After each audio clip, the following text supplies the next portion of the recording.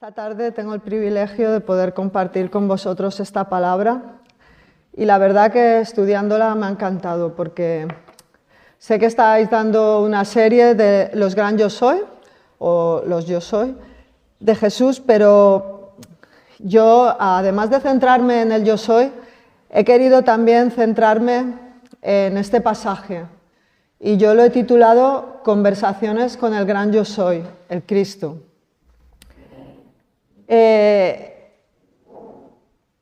Mónica ha dado el pasaje desde el versículo 16 y yo quisiera un poco hacer una introducción. Todos, bueno, la mayoría podemos conocer el pasaje de cuando Jesús se paró en el pozo y allá llegó esta mujer samaritana y tuvo una conversación con ella.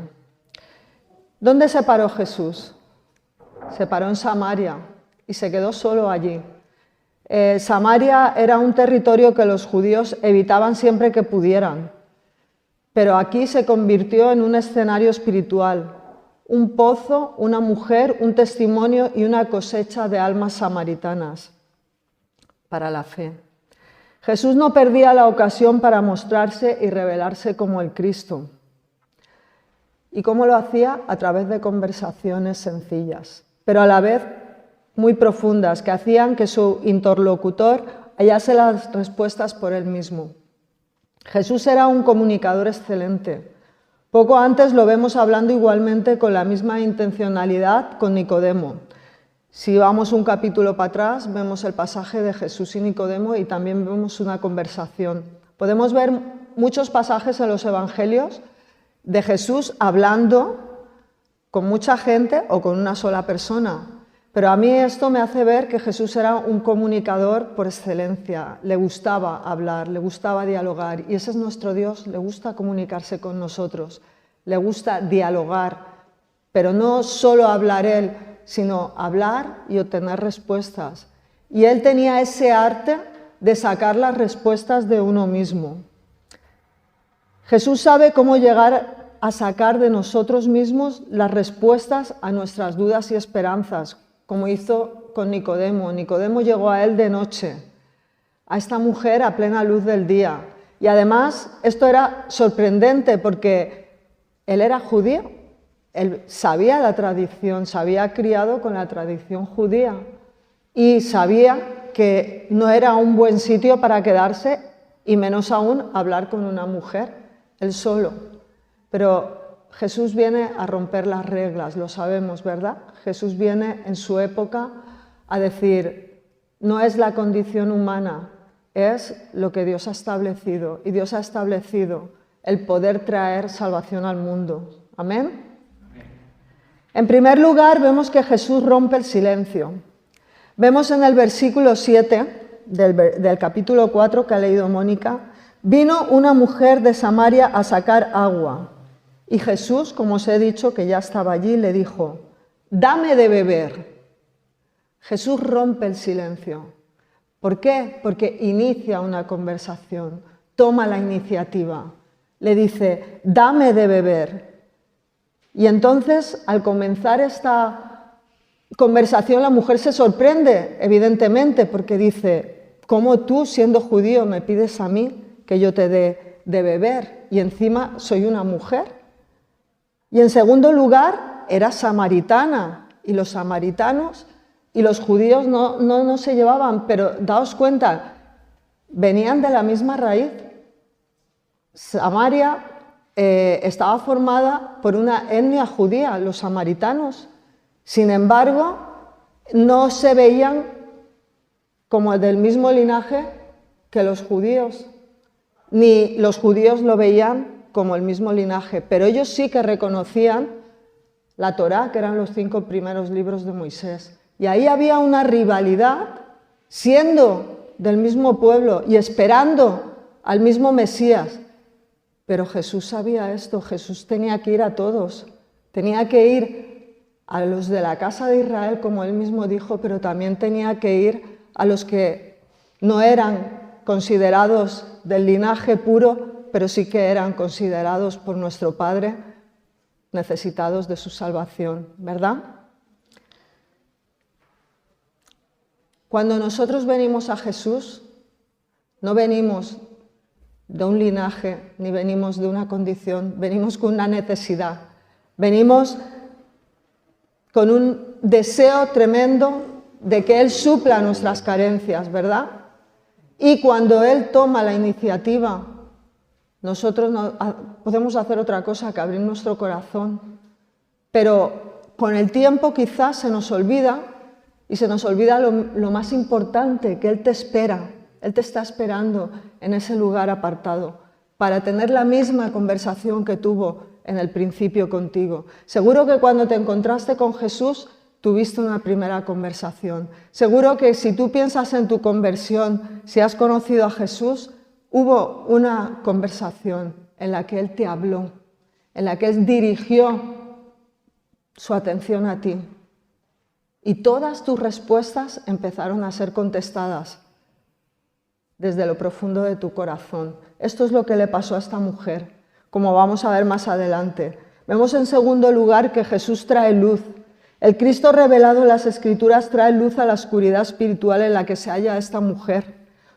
Justo en el momento que ha leído Mónica, ahí es donde ella se ve descubierta, porque dice, ve si trae a tu marido. Y ella sabe que no está casada ni siquiera en este momento. Y Él le revela, 5 maridos has tenido, y aún el que tienes ahora no es tu marido. Esto fue otra sorpresa para ella. Antes que la mujer pudiera recibir el don del agua viva, había que hacerle comprender urgentemente que ella necesitaba esa agua viva. Y de esta manera Jesús se lo hace comprender, como destapando lo que había en ella. A veces cuando nosotros vamos a Jesús, creemos que podemos tapar lo que hay en nuestro interior y no nos damos cuenta que Jesús no nos mira por fuera, Jesús nos mira directamente por dentro. Y cuando Jesús destapa, nos quedamos al descubierto y no podemos hacer otra cosa que ver que Él es diferente, que Él es el gran yo soy, que Él es el único que puede sacarnos de ese estado en el que nos vemos. Ella se dio cuenta de que en ese momento Él le reveló a alguien algo que era imposible que Él supiera, porque no lo conocía de nada, pero ella sabía que era algo que no era correcto. Ya no porque fuera samaritana ni porque fuera mujer, sino porque andaba en pecado, andaba vacía, ya no solo en pecado, andaba vacía, andaba necesitada. Y como le dice, necesitas el agua viva, el agua de la cual no tendrás sed jamás. Jesús, con su peculiar arte para la oratoria, le habla a esta mujer en su propio lenguaje, en el mismo lenguaje que ella podía entender, respondiendo a sus propias preguntas y deducciones. Le aclara que la salvación que ella espera viene de un pueblo escogido, porque se lo dice aquí, la salvación viene de los judíos, pero también le aclara la importancia de la adoración. Dios busca verdaderos adoradores que le busquen en espíritu y en verdad.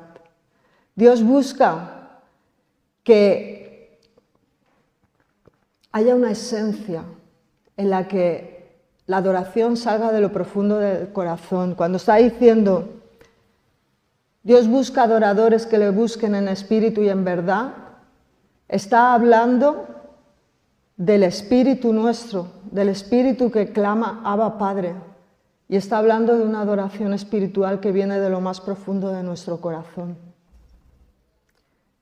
Dios te persigue para darte lo mejor. Quisiera que me acompañarais a Hechos 8, del 14 al 17. Daos cuenta. Dice, cuando los apóstoles que estaban en Jerusalén oyeron que Samaria había recibido la palabra de Dios, Samaria, ya estamos en el Nuevo Testamento, enviaron allá a Pedro y a Juan, los cuales, habiendo venido, oraron por ellos para que recibieran el Espíritu Santo. porque aún no había descendido sobre ninguno de ellos, sino que solamente habían sido bautizados en el nombre de Jesús. Entonces les imponían las manos y recibían el Espíritu Santo. Amén. Dios nos persigue para darnos lo mejor. Habló con una mujer hablándole de algo que iba a trascender siglos después para recibir esto que ella ahora no podía entender.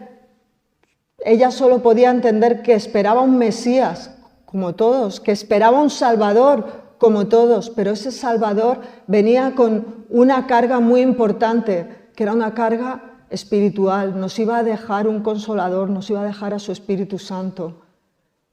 Y si Dios no se olvidó de Samaria, desde este momento, y por supuesto mucho antes, pero este momento que estamos viendo en las Escrituras, hablando con una mujer en un pozo y llegando hasta el Nuevo Testamento y ellos recibiendo al Consolador en Hechos de los Apóstoles, ¿cómo se va a olvidar de ti, de mí?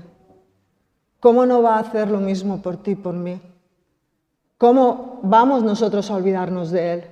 No podemos dejar de alabar al que vino a nuestras vidas, no podemos dejar de hablar con el que vino a nosotros, con el que nos ha dado el privilegio de tener conversaciones con Él. Antes ha dicho Mónica algo muy importante.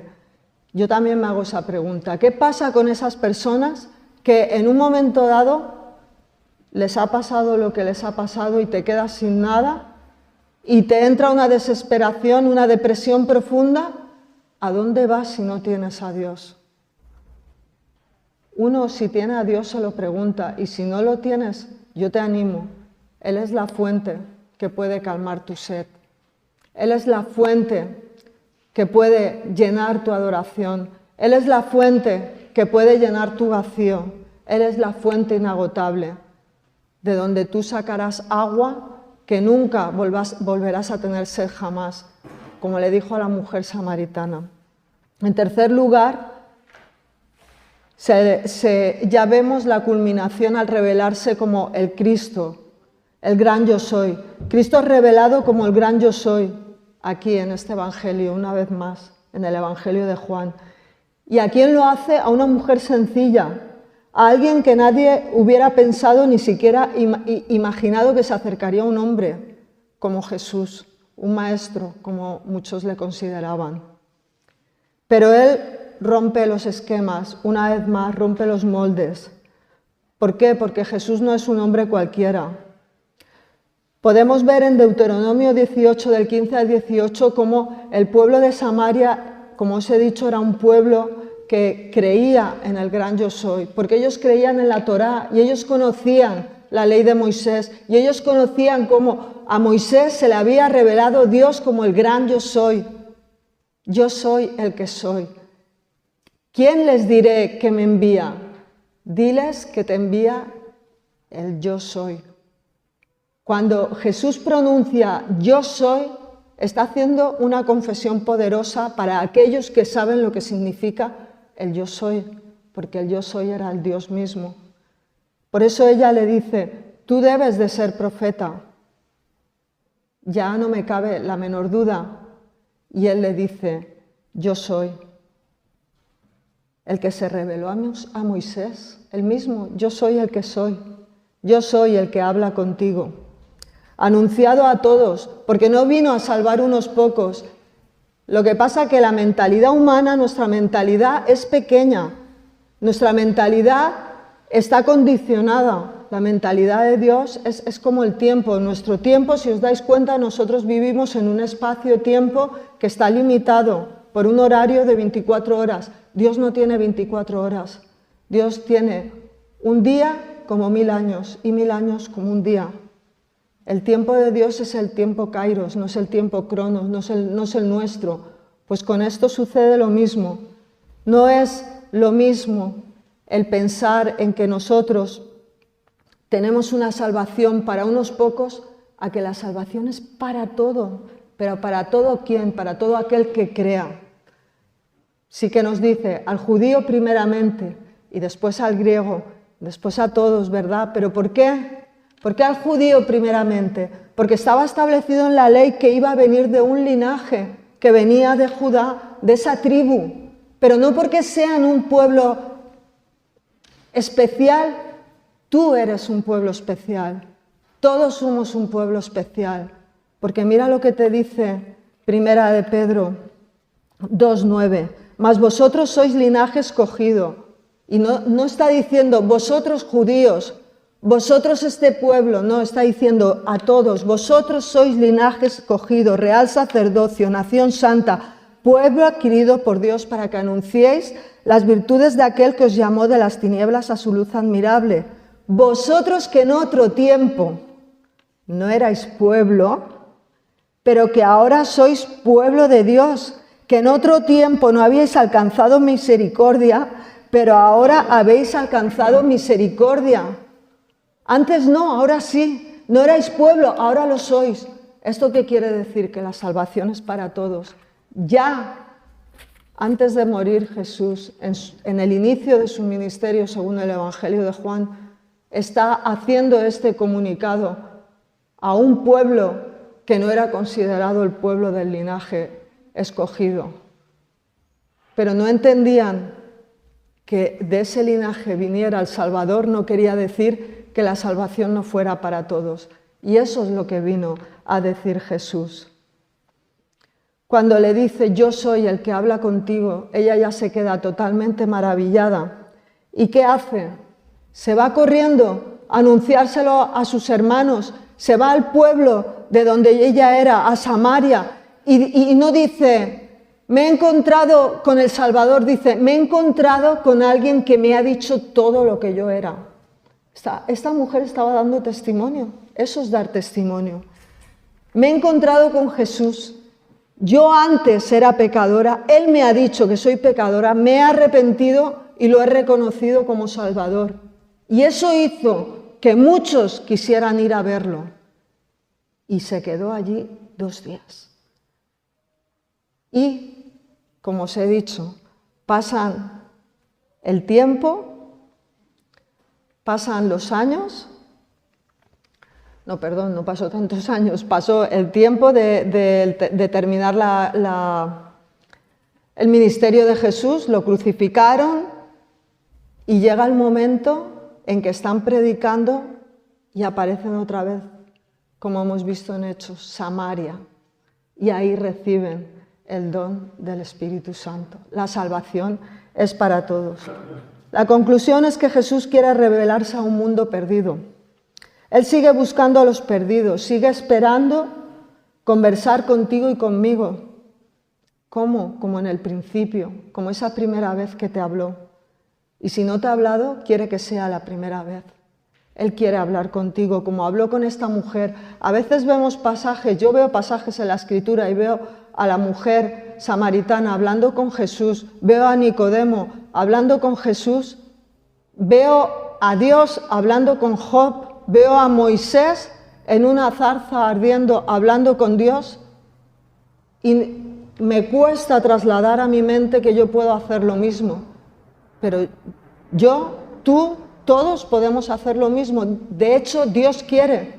Él toma la iniciativa. Él quiere que vayas y hables con Él. Él es el mismo ayer, hoy y por los siglos.